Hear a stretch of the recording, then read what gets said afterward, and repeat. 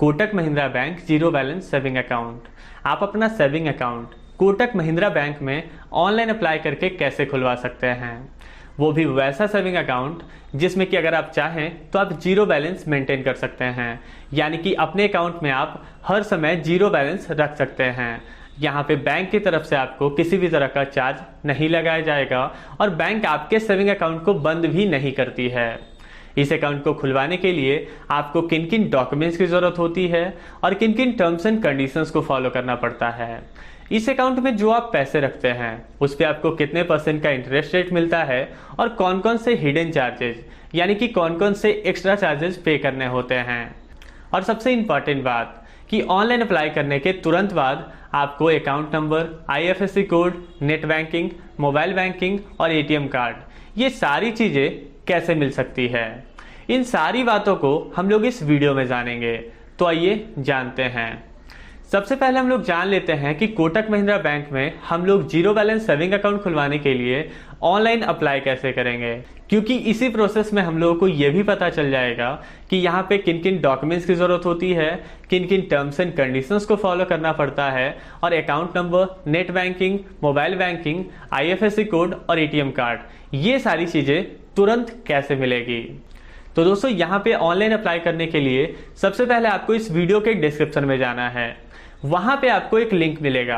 आपको नॉर्मली उसे अपने कंप्यूटर के किसी भी वेब ब्राउज़र में या फिर अपने स्मार्टफोन के किसी भी वेब ब्राउज़र में ओपन करना है। जैसे ही आप ओपन कीजिएगा तो आपके सामने एक वेब पेज खुल करके आएगा, जो कि कोटक महिंद्रा बैंक के ऑफिशियल वेबसाइट का वो पेज होगा जहाँ से कि आप सेविंग अकाउंट के लिए डायरेक्ट अप्लाई कर सकते हैं। तो यहाँ पे दोस्तों आपको 3 कॉलम दिख रहे होंगे। सबसे पहले कॉलम में आपको अपना नाम फिल करना है। सेकेंड कॉलम में आपको अपना मोबाइल नंबर फिल करना है, वो मोबाइल नंबर आप इस अकाउंट में रजिस्टर करवाना चाहते हैं। और थर्ड कॉलम में दोस्तों ईमेल आईडी फिल करना है, तो जो भी आपका ईमेल एड्रेस है वो आप थर्ड कॉलम में फिल कर दीजिए। फिर नीचे आपको 2 कंडीशंस लिखे हुए दिख रहे होंगे। I am not politically expose person, I am an Indian citizen and tax resident of India and of no other country, यानी कि आप इंडिया के रहने वाले हैं, इंडियन सिटीजन हैं और टैक्स भी इंडिया में ही पे करते हैं। तो आपको दोनों टर्म्स एंड कंडीशंस के पहले जो छोटा छोटा बॉक्स दिख रहा है आपको दोनों पे टिक कर देना है और लास्टली आपको ओपन नाउ पे क्लिक करना है। तब आपके सामने एक और पेज खुल करके आएगा जिसमें कि OTP फिल करना होता है। दोस्तों यहाँ पे आपने जो मोबाइल नंबर फिल किया था उस मोबाइल नंबर पे एक OTP जाता है, उस OTP को आपको इस कॉलम में फिल कर देना है। अगर किसी वजह से OTP नहीं जाता है तब दोस्तों देखिए कॉलम के नीचे आपको 2 ऑप्शन दिख रहे हैं, रीसेंड OTP और रिसीव ए कॉल। यहाँ पे अगर आप रीसेंड OTP पे क्लिक करते हैं तो OTP आपके नंबर पे दोबारा भेजा जाता है। वहीं आप रिसीव कॉल पे क्लिक करते हैं तो आपके नंबर पे एक कॉल आएगा जो कि आपको कॉल पे OTP बताएगा और उस OTP को आपको यहाँ पे फिल करना होता है। तो OTP फिल करने के बाद आपको नेक्स्ट पे क्लिक करना है। तब यहाँ पे एक और पेज खुल करके आएगा जिसमें कि लिखा हुआ होगा do you agree to voluntarily use of your Aadhaar detail to open an account, और उसके नीचे कुछ और टर्म्स एंड कंडीशंस लिखे हुए हैं, उन्हें आपको पढ़ लेना है और फिर इस पे क्लिक करना है। तब आपके सामने 2 कॉलम खुल करके आएंगे। पहले कॉलम में आपको अपना पैन नंबर यानी कि पैन कार्ड का जो नंबर होता है वो फिल करना है और दूसरे कॉलम में आपको आधार नंबर फिल करना है। तो आप दोनों कॉलम में डिटेल्स फिल कर दीजिए। फिल करने के बाद दोस्तों नॉर्मली नेक्स्ट पे क्लिक कर देना है। तब आपके सामने टर्म्स एंड कंडीशंस का एक पेज खुल करके आएगा जिसमें कि कुछ कंडीशंस लिखे हुए होंगे, उसे आपको पढ़ लेना है और फिर आपको सबसे लास्ट में कंटिन्यू का एक बटन दिख रहा होगा, उस पर क्लिक करना है। तब आपके आधार में जो मोबाइल नंबर रजिस्टर्ड होगा उस नंबर पे एक OTP जाएगा, उस OTP को यहाँ पे इस कॉलम में फिल करना है। यहाँ भी अगर किसी वजह से आपके नंबर पे OTP नहीं भेजा गया है तो कॉलम के नीचे देखिए रीसेंड OTP का ऑप्शन है, आप उस पर क्लिक करके दोबारा OTP मंगवा सकते हैं। फिर दोस्तों OTP फिल करने के बाद फिर से आपको यहाँ पे नेक्स्ट पे क्लिक करना है। तब यहाँ पे provide your mobile number link to Aadhaar, आपके आधार कार्ड में जो मोबाइल नंबर लिंक है उस मोबाइल नंबर को फिल करने के लिए कॉलम आएगा। इस कॉलम में आपको वो मोबाइल नंबर फिल कर देना है और फिर लास्टली कंटिन्यू पे क्लिक करना है।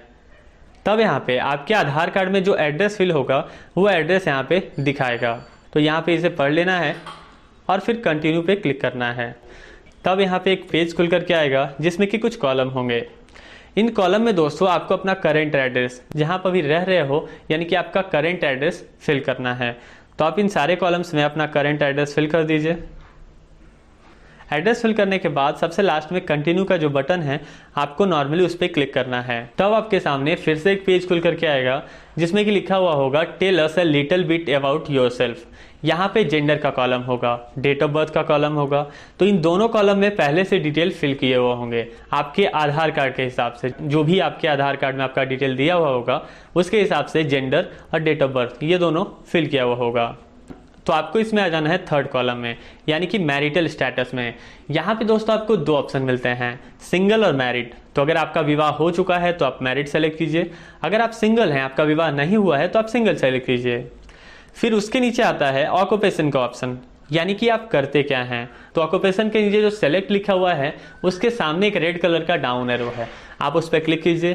क्लिक करते ही आपके सामने एक पॉपअप खुल करके आएगा जिसमें कि बहुत सारे ऑक्यूपेशन का नाम होगा। जैसे कि सबसे पहले होगा सैलरीड, अगर आप कहीं जॉब करते हैं, आपको सैलरी मिलता है तो आप सैलरी सेलेक्ट कीजिए।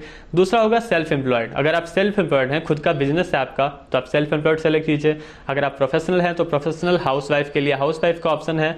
अगर आप जॉब करते थे, अभी रिटायर्ड हैं, तो रिटायर्ड का ऑप्शन है। और सबसे लास्ट में है स्टूडेंट का ऑप्शन, अगर आप एक स्टूडेंट हैं तो आप स्टूडेंट सेलेक्ट कीजिए। फिर है दोस्तों एनुअल इनकम का ऑप्शन, यानी कि आप एक साल में कितने पैसे कमाते हो। तो उसमें भी दोस्तों आपको सेलेक्ट के सामने वाले एरो पे क्लिक करना है। तो यहाँ पे फिर से एक पॉपअप खुल करके आएगा जिसमें कि कुछ लिमिट दिए हुए होंगे। तो यहाँ पे आपको सेलेक्ट कर लेना है आप जितने पैसे भी कमाते हो उसके हिसाब से। अगर आप पैसे अर्न नहीं करते हो तो यहाँ पे आपको सबसे पहला ऑप्शन सेलेक्ट कर लेना है, लेस देन 2 लाख। उसके बाद का कॉलम है दोस्तों फादर्स नेम, तो यहाँ पे आपको अपने पिताजी का नाम फिल करना है। फिर है मदर्स मैडम नेम, यहाँ पे क्या होता है दोस्तों कि जब भी किसी फीमेल का विवाह होता है तो उनके हस्बैंड के हिसाब से उनके नाम में कुछ चेंजेस किए जाते हैं, टाइटल में या फिर कहीं भी।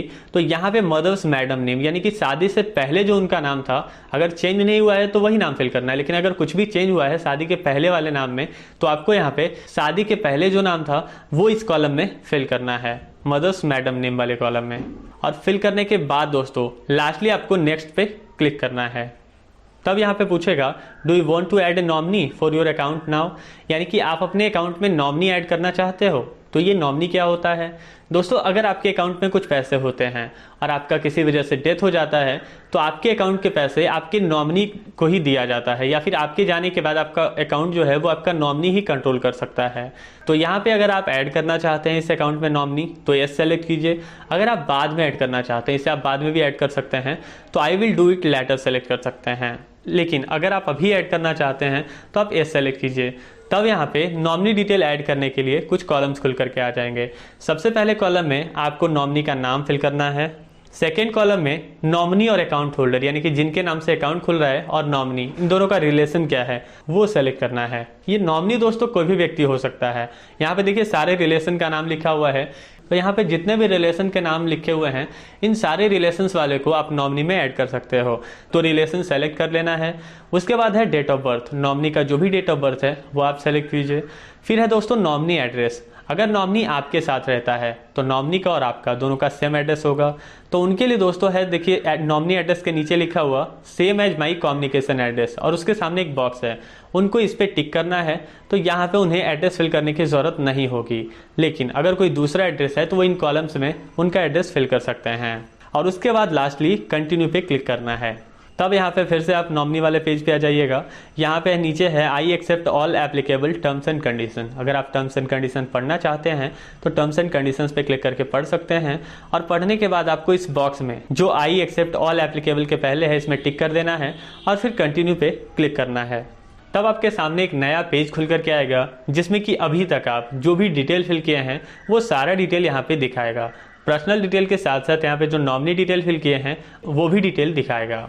तो अगर इनमें आप कोई गलती की है, कहीं पे आपसे गलत फिल हो गया है, तो देखिए नॉमिनी डिटेल के सामने एक पेन का आइकन है, आप इस पर क्लिक करके उसे एडिट कर सकते हैं। ऊपर में भी ये आइकन मिलेगा, आप पर्सनल डिटेल को भी यहाँ से एडिट कर सकते हैं। तो अगर सारा कुछ सही है, गलत नहीं फिल किया हुआ है, तो अब आपको लास्टली यहाँ पे कंटिन्यू पे क्लिक करना है।